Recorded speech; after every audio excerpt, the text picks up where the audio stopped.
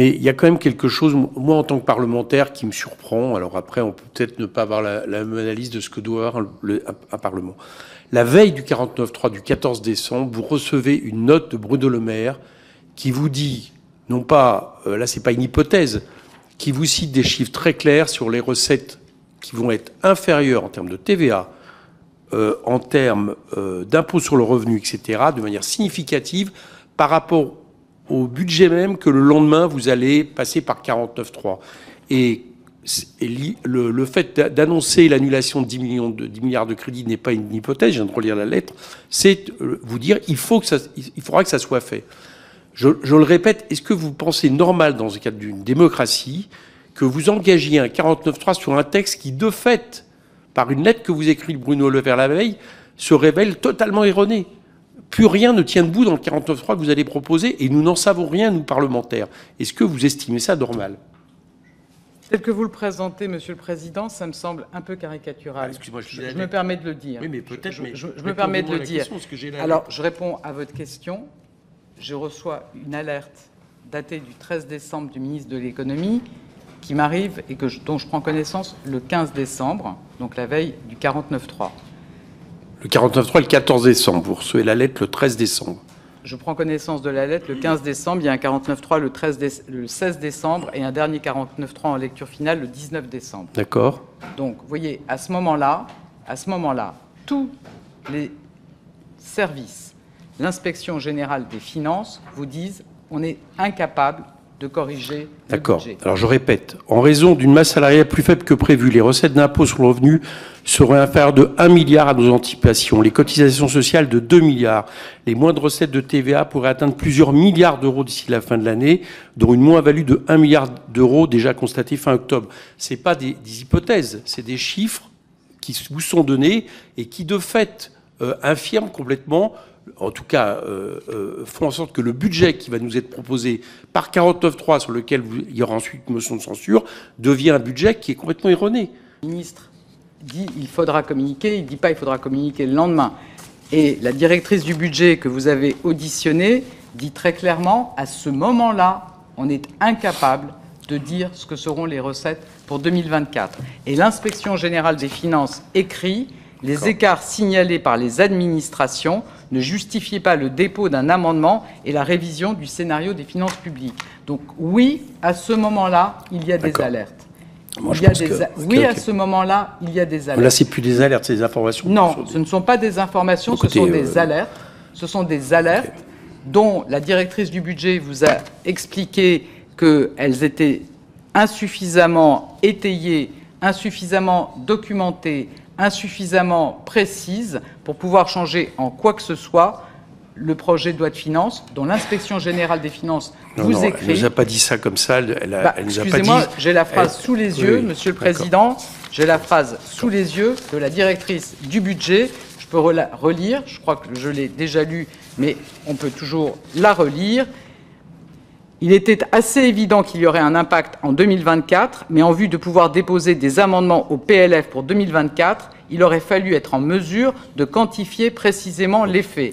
On ne peut pas simplement dire à l'Assemblée nationale ou au Sénat qu'il existe un risque et que l'environnement va évoluer. Encore faut-il être capable de l'évaluer, recette fiscale par recette fiscale, ce qui n'était pas le cas à ce moment-là. Encore une fois, j'ai la lettre de Bruno Le Maire qui vous est envoyée.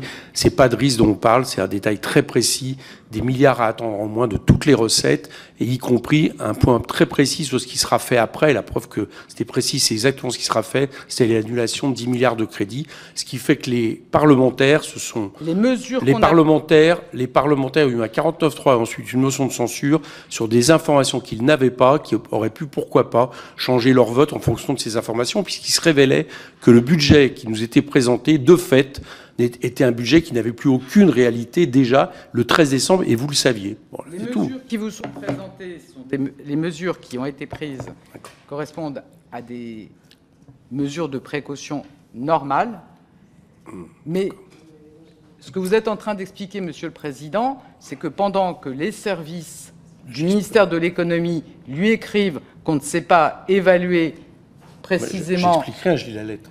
Ce que vous êtes, manifestement, vous avez une interprétation de la lettre qui est un peu étrange, puisque vous laissez penser que le ministre de l'Économie savait pendant que ses services ne savaient pas. Écoutez, bon, j'ai lu une lettre qui vous est adressée. Je pense qu'on peut tous s'amuser à extraire des paragraphes. On peut tous s'amuser à extraire des paragraphes. La lettre du 7 décembre, dont je n'ai pas été destinataire, dit très précisément que les incertitudes sont trop fortes pour communiquer sur le sujet. La directrice du budget vous a redit la même chose. L'Inspection générale des finances vous redit la même chose. Donc vous pouvez avoir une lecture. Non, j'ai pas une lecture, j'ai lu la lettre. Oui, d'accord. Qui donne des chiffres précis, qui ne sait pas des risques. Donc ça veut dire que le ministre de l'économie, ça veut dire que les ministres de l'économie savaient pendant que ces services ne savaient pas. Écoutez, je sais pas, le ministre de l'économie donne des informations et on est dans un système où on vote un budget en fonction d'informations qui sont absolument essentielles. Voilà. Vous auriez pu me dire, par exemple, je pense qu'il y a des choses à corriger de ce point de vue-là. Vous me dites non, vous l'assumez. Monsieur le Président, je ne sais pas si le fait que le gouvernement puisse se préparer à annuler 10 milliards de crédits mis en réserve, donc non affectés à des dépenses, est une information qui aurait été entendue par les députés au moment où on engage un 49.3. Je pense que vous avez assisté comme moi à un certain nombre de discours engageant la responsabilité du gouvernement.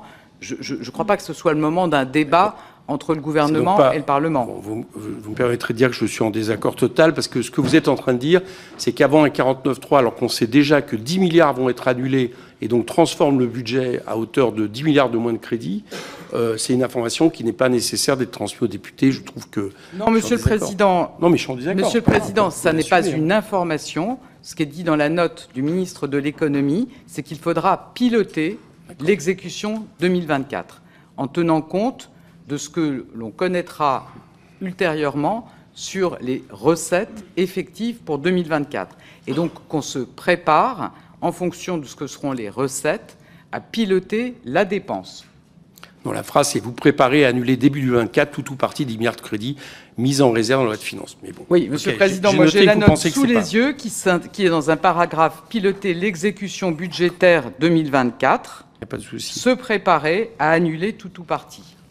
Je ne crois pas que ce soit une information, mais une précaution. Je pense que c'est une information que la représentation nationale aurait dû avoir au moment où on discutait du crédit, du budget, à partir du moment où 2 mois après, on a 10 milliards d'annulés sur un budget et on n'a pas cette information. Qu'est-ce que vous avez mis en place et comment vous pouvez vous engager aujourd'hui à nous dire que les calculs sur lesquels ont été faits aujourd'hui, construit le budget aujourd'hui, ne seront pas de nature à être démentis demain? Je suis désormais ministre de l'Éducation nationale, de l'enseignement supérieur et de la recherche. Donc, ça n'est pas à moi de répondre sur la façon dont les prévisions et le suivi de l'exécution sont faits désormais par le gouvernement, mais je n'ai pas de doute que... Donc, vous êtes en train de nous dire qu'en tant que ministre d'État, vous n'êtes pas assuré de ce que les plafonds de dépenses qui vous ont été signifiés en tant que ministre de l'Éducation nationale seront garantis pour 2025, et donc que les engagements qui ont été pris, notamment par rapport au poste d'AESH, notamment par rapport au poste d'enseignant, pourraient ne pas être respectés, puisqu'il pourrait y avoir de nouveau un défaut entre les prévisions et les recettes attendues? Enfin, je pense qu'il ne faut pas qu'on mélange tout, Madame la députée. Moi, j'ai un budget qui m'a été notifié. Quand on est sur notamment ce que vous mentionnez, c'est-à-dire des recrutements, je ne crois pas qu'il y ait une seule fois où un gouvernement, pour tenir ses dépenses, a été amené à annuler des recrutements de fonctionnaires. Donc je pense que il se trouve que 90 ou 95% des dépenses de mon ministère, en tout cas pour la partie éducation nationale, ce sont des dépenses de masse salariale. Et sur la masse salariale, l'État paye ses fonctionnaires.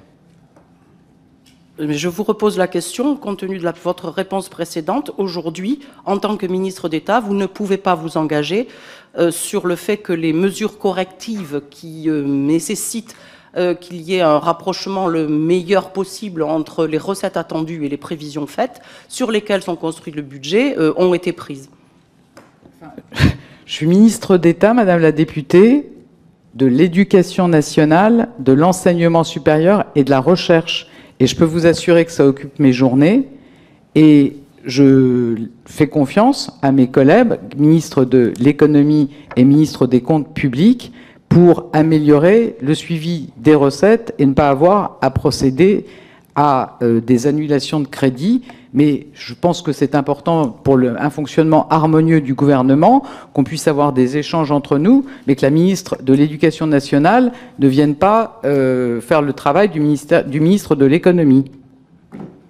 J'entends bien, mais le travail d'un gouvernement, c'est de construire un budget collectif. Et donc vous, en tant que ministre, vous ne pouvez pas vous engager à cela. Je vous redis, Madame la députée, je pense que depuis le début, depuis le début de la Ve République, j'ai pas souvenir qu'on ait été amené à arrêter des recrutements de fonctionnaires parce qu'on avait des mesures d'économie à prendre.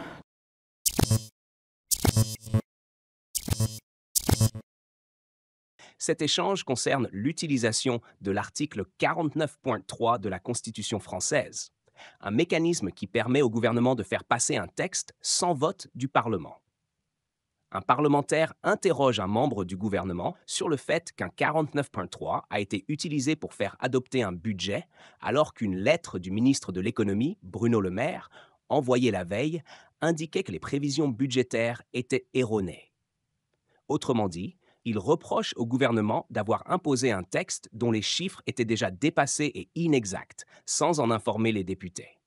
Il trouve cela problématique d'un point de vue démocratique. Le parlementaire explique que la lettre de Bruno Le Maire mentionnait des baisses significatives de recettes fiscales, notamment sur la TVA et l'impôt sur le revenu, ce qui signifie que le budget prévu ne correspondait plus à la réalité économique.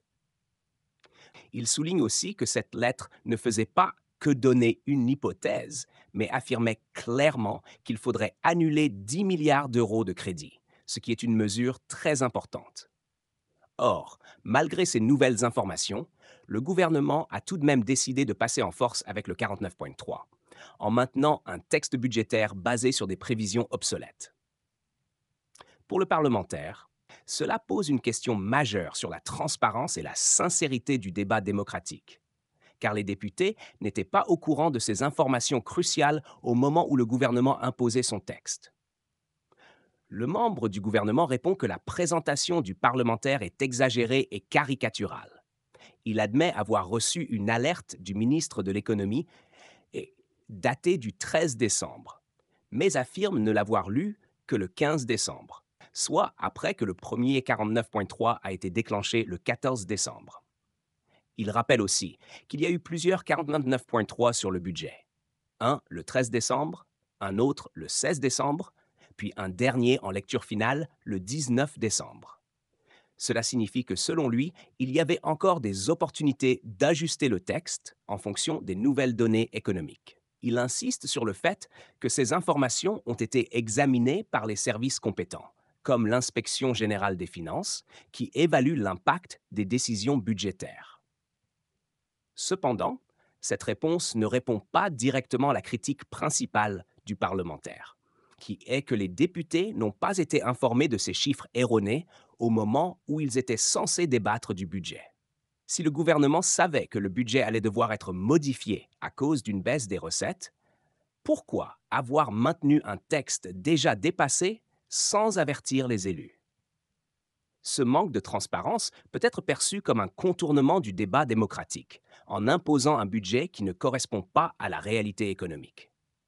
Au fond, ce débat illustre un problème récurrent dans l'utilisation du 49.3. Il permet au gouvernement de court-circuiter le Parlement et de faire adopter des textes sans vote. Cela peut donner l'impression que les députés sont mis devant le fait accompli, sans avoir toutes les informations nécessaires pour juger la pertinence du texte.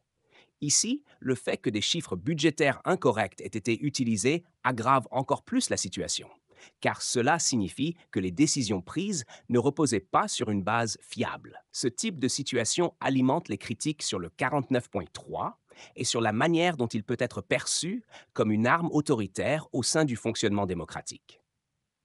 D'un côté, le gouvernement défend son usage en expliquant qu'il s'agit d'un outil nécessaire pour éviter les blocages parlementaires et assurer l'adoption des budgets. De l'autre, les oppositions dénoncent un déni de démocratie, surtout lorsque des éléments clés comme des prévisions budgétaires erronées ne sont pas partagés avec les parlementaires avant l'adoption du texte. En résumé, ce débat montre comment l'utilisation du 49.3 dans un contexte où les chiffres budgétaires sont contestés peut poser un vrai problème de transparence démocratique. Le parlementaire met en avant le fait que les députés n'ont pas eu accès à des informations cruciales avant l'adoption du texte, tandis que le gouvernement défend son calendrier en expliquant qu'il a pris en compte ces éléments après coup. Cela pose la question plus large de la place du Parlement dans le processus décisionnel et de la manière dont les élus peuvent réellement peser sur les décisions budgétaires face à un gouvernement qui dispose d'outils lui permettant d'imposer ses choix sans vote.